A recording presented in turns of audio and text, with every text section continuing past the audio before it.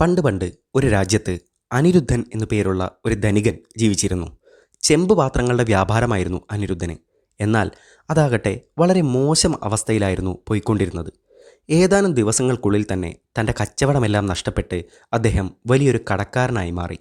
ഒരുപാട് ദുഃഖത്തിലായ അനിരുദ്ധൻ ഓരോ ദിവസവും കഴിച്ചു കൂട്ടിയത് വളരെയധികം പ്രയാസപ്പെട്ടായിരുന്നു. തൻ്റെ ഈ ഒരു മോശം സമയത്ത് അവൻ അമിതമായി മദ്യപിക്കുവാനും ചീത്ത കൂട്ടുകെട്ടുകളുമായി സഹവസിക്കുവാനും തുടങ്ങി.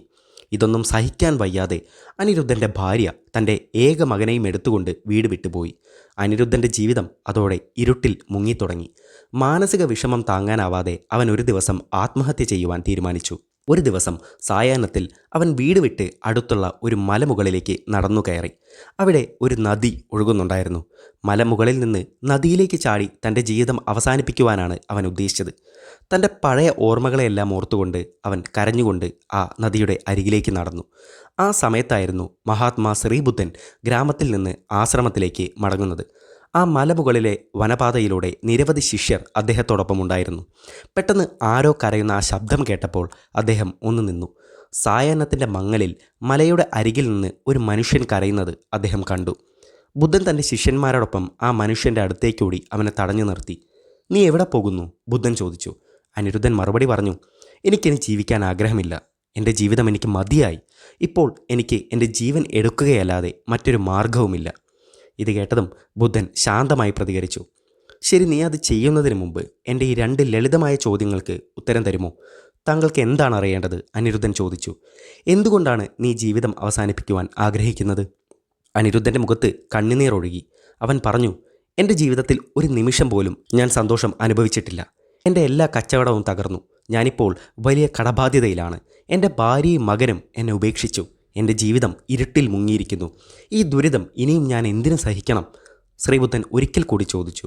"ശരി, ഇപ്പോൾ നിൻ്റെ ജീവിതത്തിൽ ദുഃഖവും ഇരുട്ടുമുണ്ട്. എന്നാൽ എപ്പോഴെങ്കിലും നിൻ്റെ ജീവിതത്തിൽ സന്തോഷവും സമാധാനവും വെളിച്ചവും നീ അനുഭവിച്ചിട്ടുണ്ടോ?" "സത്യസന്ധമായി പറഞ്ഞാൽ എനിക്ക് വലിയൊരു സമ്പത്തുണ്ടായിരുന്നു. അതിനാൽ ഞാൻ സന്തോഷവാനുമായിരുന്നു. എനിക്കരികിൽ എൻ്റെ കുടുംബവും സുഹൃത്തുക്കളും ഉണ്ടായിരുന്നു. ഒരു രാജാവിനെ പോലെയാണ് അന്ന് എനിക്ക് തോന്നിയത്. എനിക്കിഷ്ടമുള്ള കാര്യങ്ങളിൽ ഞാൻ മുഴുകുമായിരുന്നു."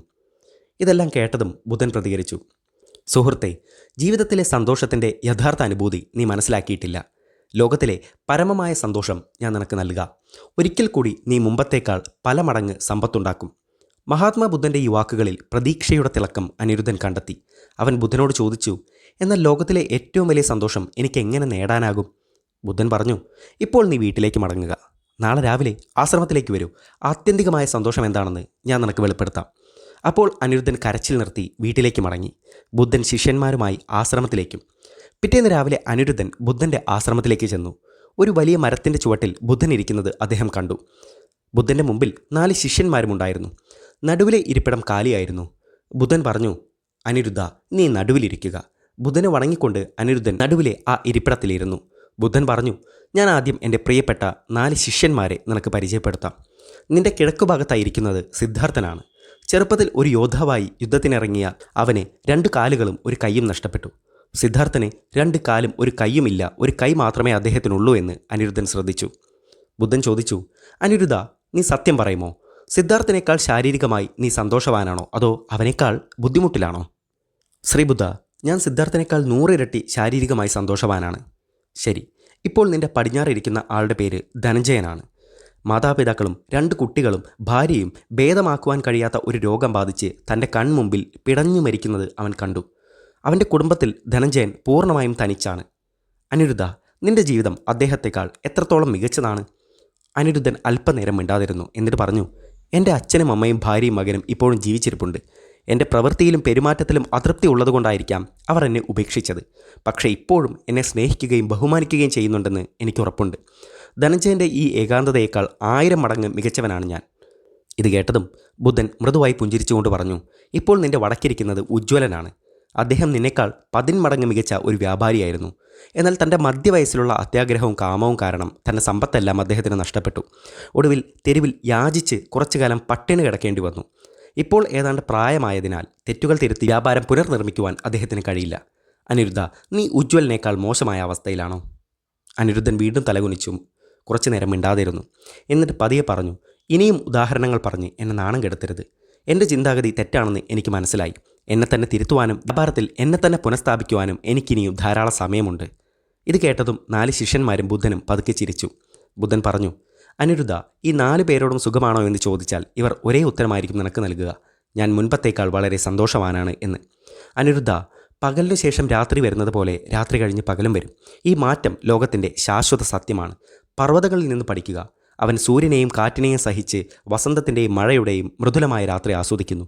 ആത്യന്തികമായ സന്തോഷത്തിൽ സന്തോഷിക്കാതിരിക്കുവാനും ആത്യന്തികമായ ദുഃഖത്തിൽ നാം ദുഃഖിക്കാതിരിക്കുവാനും പഠിക്കുക. നമ്മുടെ വികാരങ്ങളും മനസ്സും ഉറച്ചതായിരിക്കണം. സ്വയം വിശകലനം ചെയ്യുക. നിൻ്റെ മുൻ പ്രവർത്തനങ്ങളിൽ എന്താണ് തെറ്റെന്ന് കണ്ടെത്തുക. തെറ്റുകൾ തിരുത്തുക. നിന്നെയും നിൻ്റെ ആവശ്യങ്ങളെയും നിയന്ത്രിക്കുക. കാര്യങ്ങൾ മാറ്റിമറിക്കുവാൻ നിനക്കിനിയും ധാരാളം സമയമുണ്ട്. നിൻ്റെ ദയയുള്ള സ്വഭാവവും നല്ല പെരുമാറ്റവും കാരണം നിൻ്റെ പ്രിയപ്പെട്ടവർ മടങ്ങി വരും. വാസ്തവത്തിൽ നമുക്ക് എന്താണ് വേണ്ടതെന്ന് നമുക്ക് തന്നെ അറിയാം. എന്നാൽ ഈ ജീവിതത്തിലെ നമ്മുടെ യഥാർത്ഥ ആവശ്യങ്ങളുമായി നമ്മൾ പലപ്പോഴും നമ്മുടെ ഭാവനാശക്തിയെ കൂട്ടിക്കുഴയ്ക്കുന്നു. നമ്മുടെ ആഗ്രഹങ്ങൾ പൂർത്തീകരിക്കപ്പെടാതെ കിടക്കുമ്പോൾ രാവും പകലും നമുക്ക് സങ്കടവും വിഷമവുമായി തോന്നുന്നു. നമ്മൾ അഭിമുഖീകരിക്കുന്ന മറ്റൊരു പ്രശ്നം നമ്മളെ മറ്റുള്ളവരുമായി താരതമ്യം ചെയ്യുക എന്നതാണ്. ആർക്കെങ്കിലും 2 നില വീടുണ്ടെങ്കിൽ പിന്നെ ഞാൻ എന്തിന് 1 നില കൊണ്ട് തൃപ്തിപ്പെടണം? ഒരാൾക്ക് 1,00,000 രൂപ മാസവരുമാനമുണ്ടെങ്കിൽ ഞാൻ എന്തിന് 50,000 രൂപ കൊണ്ട് തൃപ്തിപ്പെടണം? നമ്മളെ മറ്റുള്ളവരുമായി നിരന്തരം താരതമ്യം ചെയ്യുന്നതിലൂടെ നാം നമ്മുടെ മനസ്സിൽ സങ്കീർണമായ ചിന്തകൾ സൃഷ്ടിക്കുകയും മിഥ്യാധാരണകൾക്ക് പിന്നാലെ ഓടുകയും ചെയ്യുന്നു. ഈ കാര്യങ്ങൾ നേടിയെടുക്കുന്നത് നമ്മളെ സന്തോഷിപ്പിക്കുമെന്ന് നമ്മൾ വിശ്വസിക്കുന്നു. എന്നാൽ നാം അവ നേടിയാലും പുതിയ താരതമ്യങ്ങൾ നമ്മുടെ ജീവിതത്തിൽ ഉണ്ടാവുകയാണ്. ആ ഓട്ടം വീണ്ടും ആരംഭിക്കുന്നു. മുഴുവൻ ജീവിതവും അവസാനിപ്പിച്ചതിന് ശേഷം സമയം അതിക്രമിച്ചു കൊണ്ടിരിക്കുകയാണെന്ന് മനസ്സിലാക്കുകയും ചെയ്യുന്നു. എന്നാൽ അതേസമയം യഥാർത്ഥ സന്തോഷം നമ്മൾ കാണപ്പെടാതെ തുടരുന്നു. അതിനാൽ മറ്റുള്ളവരുമായി സ്വയം താരതമ്യം ചെയ്യരുത്.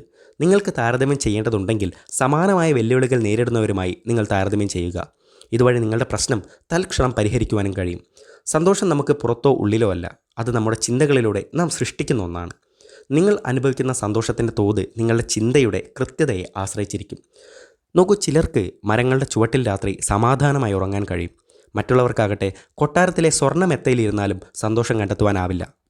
നിങ്ങൾക്ക് സന്തോഷം നൽകുന്നത് എന്താണെന്ന് തീരുമാനിക്കേണ്ടത് നിങ്ങൾ തന്നെയാണ്. നിങ്ങൾ ശാശ്വതമായ സന്തോഷം തേടുകയാണെങ്കിൽ നിങ്ങളുടെ ജീവിതത്തെ ആഗ്രഹങ്ങളിൽ നിന്നും മോചിപ്പിക്കുക. വലിയൊരു മാറ്റം കാണപ്പെടുന്നതായി നിങ്ങൾക്ക് മനസ്സിലാക്കാം. അനിരുദ്ധൻ മഹാത്മാ ബുദ്ധൻ്റെ കാൽക്കൽ വീണു. ജീവിതത്തിൻ്റെ രുചി ആദ്യമേ അനുഭവിച്ച് അവൻ പറഞ്ഞു, ഗുരുദേവ, അങ്ങെൻ്റെ കണ്ണു തുറന്നു. പണം, കുടുംബം, ആഗ്രഹങ്ങൾ, ലൈംഗികത എന്നിവ മാത്രമാണ് സന്തോഷം എന്നാണ് ഞാൻ ഇതുവരെ മനസ്സിലാക്കിയിരുന്നത്. എന്നാൽ ഞാൻ അന്ധനായിരുന്നു. യഥാർത്ഥ സന്തോഷം എന്താണെന്ന് എനിക്ക് മനസ്സിലായില്ല.